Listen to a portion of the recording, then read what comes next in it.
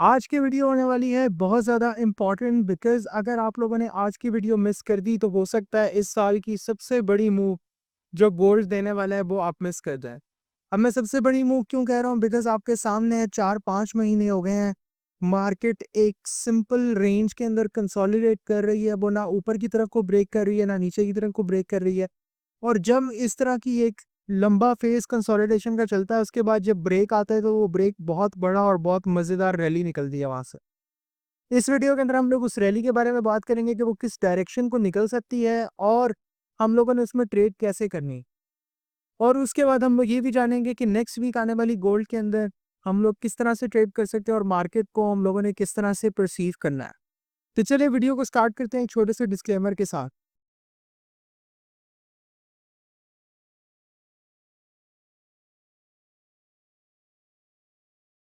Okay, तो video start करते हैं सबसे पहले वीकली के एनालिसिस के साथ। और वीकली की बात की जाए तो इस वीक की जो कैंडल हमारे पास बनी है वो एक kind of bearish engulfing candle बनी है।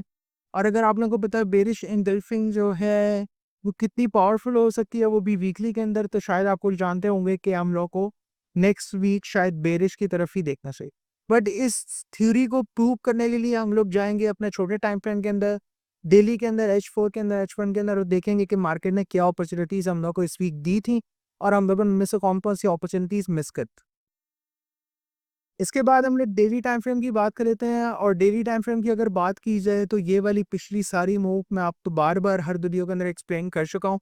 सो मैं इसकी जो लास्ट रेंज है उसके बारे में सिर्फ बात करना चाहूँगा। ये बाउंड्रीज हैं उस रेंज की, और इन बाउंड्रीज के अंदर अगर आप देखें, अब मैं इसको करेक्शन क्यों कह रहा हूँ बिकॉज़ यहाँ पे हमारा एक सप्लाई एरिया पड़ा हुआ था जो ट्रिगर हुआ है जैसे ही ये वाली कैंडल अंदर क्लोज होके। वी कैंडल क्लोज हुई है, सप्लाई वाला एरिया ट्रिगर हुआ है, उसकी वजह से हमें एक बेरिश इंगल्फ कैंडल नजर आ रही है, वो भी इतने अच्छे मोमेंटम के साथ। अब इस मोमेंटम को नजर में रखते हुए हमें आगे भी कोई इस तरह की कैंडल देखनी चाहिए थी। बट हम वो देख सकते हैं अगले 2 दिन जो मार्केट है उसने एक बुलिश काइंड ऑफ अपना मोमेंटम शो किया। अब ऑब्वियसली छोटे टाइम फ्रेम के अंदर ये भी एक बहुत बड़ी वेव थी और इसकी भी कोई करेक्शन आनी थी। इसकी करेक्शन हुई है, अगर इसकी फिबोनाची को हम लोग करेक्शन देख लें, ऑलमोस्ट 50% की इसकी करेक्शन हुई है। ठीक है, करेक्शन होने के बाद वापस मार्केट बेरिश हुई है, लेकिन इसकी जो लास्ट हम लोगों को लो था वो मार्केट ने अभी तक नहीं तोड़ा। बट इसी स्ट्रक्चर के बारे में हम लोग आगे बात करते हैं। डेली के ऊपर सिर्फ यही इन्फॉर्मेशन थी। H4 के अंदर अगर हम लोग बात करें, ये पीछे वाला सारा कचरा मैं आप लोगों को बहुत बार एक्सप्लेन कर चुका हूँ। सो उसी तरह मैं वही इम्पल्स और उसी करेक्शन के बारे में बात कर, अगर स्ट्रक्चर हम लोग सिंपली मार्क करें अपना H4 का यहाँ से, तो वो कुछ इस तरह बनता है।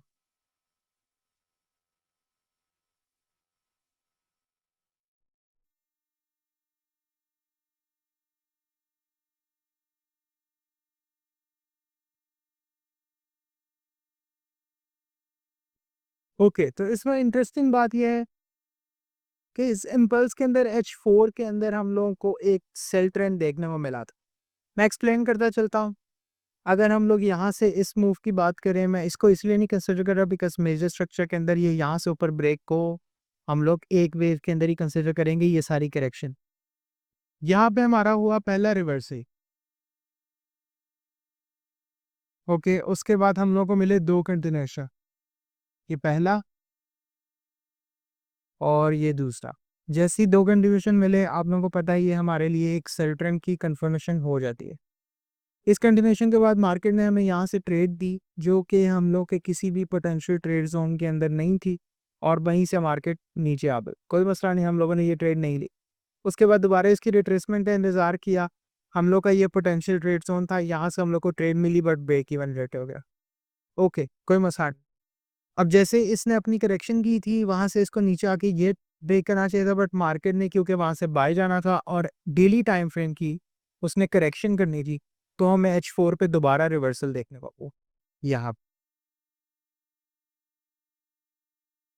ओके, रिवर्सल देखने के बाद हम लोगों को फिर एक कंटिन्यूएशन मिला। अब जब हम लोग को दोबारा कंटिन्यूएशन मिला तो हम लोग को एक और कंटिन्यूएशन चाहिए से दोबारा बाय का ट्रेंड स्टार्ट हो, लेकिन हम लोग को वो कंटिन्यूएशन नहीं मिला, बल्कि हम लोग का लास्ट लो जो है वो ब्रेक को।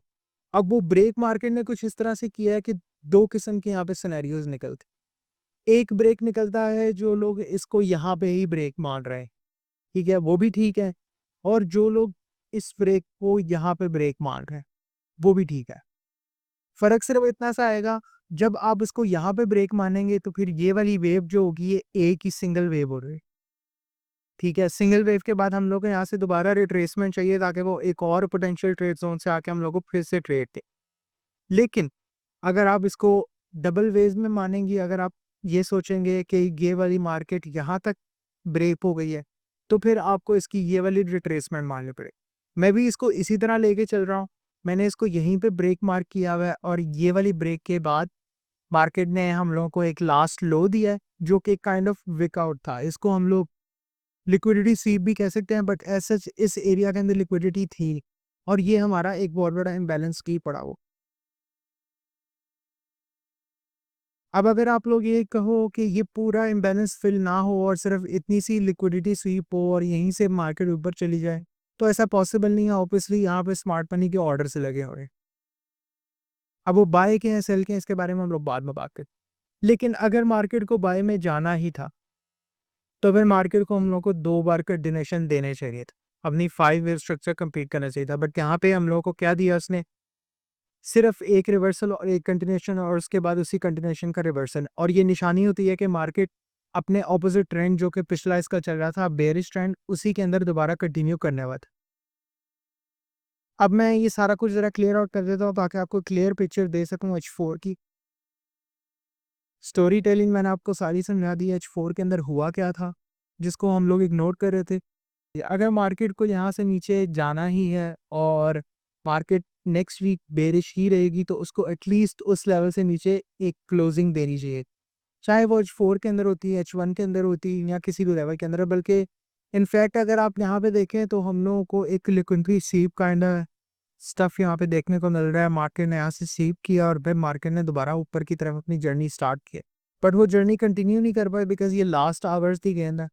और अगर आप H1 के अंदर जाके देखिए, मैंने यहाँ से एक एंट्री भी ली थी और ये एंट्री का जो मेरा मेथड था वो वही था जो डाइवर्जेंस वाली वीडियो मैंने आपको अपलोड की है। वो सेम स्ट्रेटजी मैंने यहाँ इसलिए करके एंट्री दी। आप देख सकते हो कितना अच्छा काम कर रही है। ये बिक थी हमारी लास्ट लो की, उसके अंदर ये वाली कैंडल हम लोगों की क्लोज क्लोज होने के बाद यहाँ पे डाइवर्जेंस क्लिक करें, ये वाली लेग नीचे थी, ये वाली लेग ऊपर थी। ऑब्वियसली यहाँ से हमारी एंट्री बनती कि ये बस PNL मैंने आप लोगों को दिखाने के लिए लगाया। एंट्री मेरी यहीं से, यहाँ से। और ये हमारा एसएल था बिकॉज मैं इस बिग से नीचे अपना एसएल रखना चाहता ताकि वो सेफ हो। और मैंने जब ये ऊपर गई तो मैंने इसको अभी तक ब्रेक इवन नहीं किया। मैंने इसको ब्रेक इवन इसलिए नहीं किया बिकॉज मार्केट अभी 50% भी नहीं गई।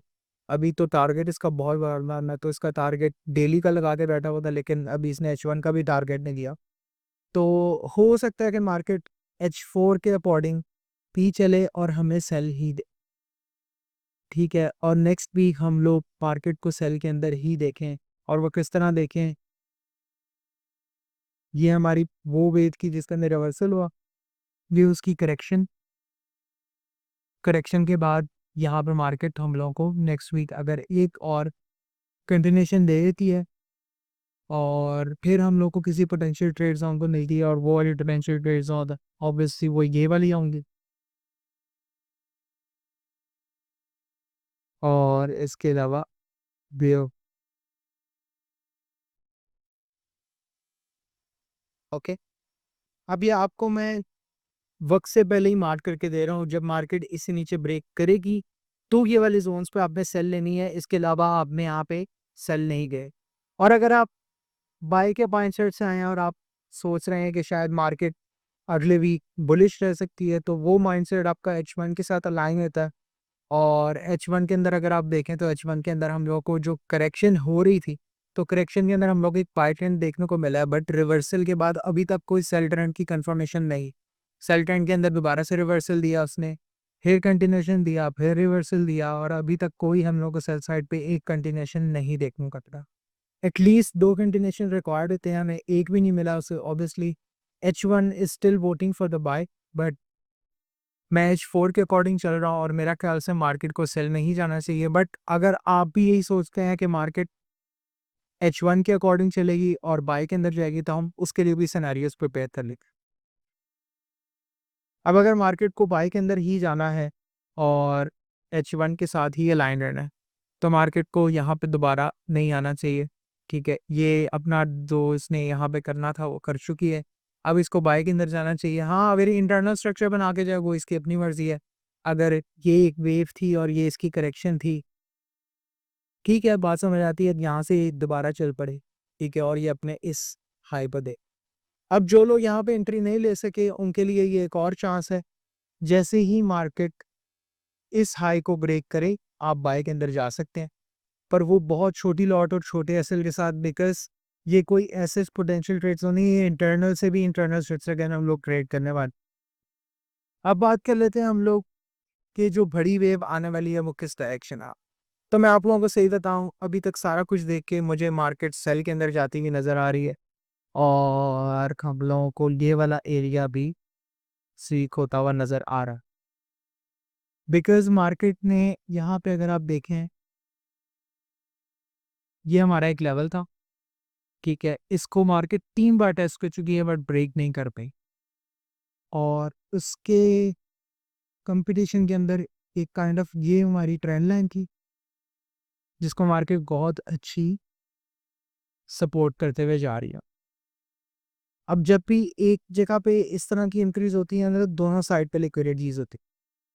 वो इस साइड पे भी लिक्विडिटी है, इस साइड पे भी लिक्विडिटी। फर्क सिर्फ इतना पड़ता है कि मार्केट किस साइड की लिक्विडिटी स्वीप करेगी और किस साइड की तरफ जाएगी। अगर मार्केट ने हम लोग को अगले वीक कुछ इस तरह की मोल दी तो हम लोग बायर्स हो लो, फिर हम लोग इसको बाय ही देखेंगे और हम लोग इसको यहाँ तक देखेंगे। अगर मार्केट ने हम लोग को नेक्स्ट वीक या उससे नेक्स्ट वीक या उससे नेक्स्ट वीक कुछ इस तरह का कुछ दिखाया, अगर आप देखें तो मार्केट ने पहले भी यहाँ से लिक्विडिटी सीव की है, उसके बाद भी की है, उससे पहले भी की है, और ये तो लास्ट की तो आपको बताई। तो मुझे नहीं लगता मार्केट दोबारा अब यहाँ ऊपर आए, लेकिन फिर भी प्रोबेबिलिटीज की गेम है, हो सकता है मार्केट दोबारा वापस ऊपर आ जाए। हम लोगों ने हर चांस को, हर सिनेरियो को अपने नज़र में रखते हुए उसके अकॉर्डिंग रेडी रहना। अगर मार्केट यहाँ से ऊपर एक और लिक्विडिटी सीव करेगी तो फिर हम लोग एक अच्छे सेल के लिए देखेंगे, और नीचे से अगर इस ट्रेंड लाइन से नीचे मार्केट एक और लिक्विडिटी सीव के लिए देखेगी तो हम लोग पाइल्स में क्या। मैं वैसे ज़्यादा प्रेफर कर रहा हूँ सेलिंग को, बिकॉज मार्केट इस टाइम फुल हाई के अंदर है, और जितनी प्राइस पे ये है और जितनी जल्दी ये इस प्राइस पे आई है वो काफ़ी एक्सपोनेंशियल ग्रोथ है गोल्ड के लिए। तो उसको एक अच्छी करेक्शन, एक deep retracement, may be A change of character की भी ज़रूरत है। मे बी, लेट्स सी कि फ्यूचर के अंदर गोल्ड हमारे साथ क्या करता है। बट ये कंफर्म मैं आपको बता रहा हूँ कि जिस साइड की भी रैली आएगी, जिस तरफ को भी ब्रेकआउट होगा प्रॉपर, अब ये चीज़ एक ब्रेकआउट में काउंट नहीं होती, बिकॉज एक मार्केट ने एक कैंडल नीचे क्लोज की, अगली कैंडल ऊपर क्लोज करते, और यहाँ पे वैसे भी हमारा एक पोटेंशियल ट्रेड जोन था। तो यहाँ से जो लोग बायर्स हैं वो तो उनकी तो मज़े लगे हुए हैं, वो तो किसी टेंशन में है ही। अगर उनका ऊपर की तरफ ब्रेक होता है तो ओके, नहीं तो अभी तक आप हाफ प्रॉफिट्स बुक करें। तो मैं बात ये कर रहा था कि जिस साइड तो भी मार्केट इस बार ब्रेकआउट दे, वो एक इंसेन ब्रेकआउट और एक इंसेन रैली के साथ होगा। उसके बाद मार्केट दूसरी तरफ कब मूव ही नहीं करेगी। अगर आप जल्दबाजी करके उस रैली के अंदर पहले कूद पड़े तो आप रिस्क के अंदर डाल रहे हैं अपने पूरे अकाउंट को और आपके हार्ड अर्न मनी के। मैं प्रेफर करता हूँ जब एक मूव स्टार्ट हो जाए और हमें इंडिकेशन दे दे कि अब मैं स्टार्ट हो गई हैं, तब हम लोग उसके ऊपर चलें। वो बेहतर है कि हम लोग पहले से अपनी प्रिडिक्शन बना के उस मूव के ऊपर। तो अगर आपको वीडियो पसंद आई हो तो लाइक करें, सब्सक्राइब करें, अपने दोस्तों के साथ शेयर करें जो फॉरेक्स मार्केट के अंदर कुछ सीखना चाहते हैं और एक प्रॉफिटेबल ट्रेडर बनना चाहते हैं।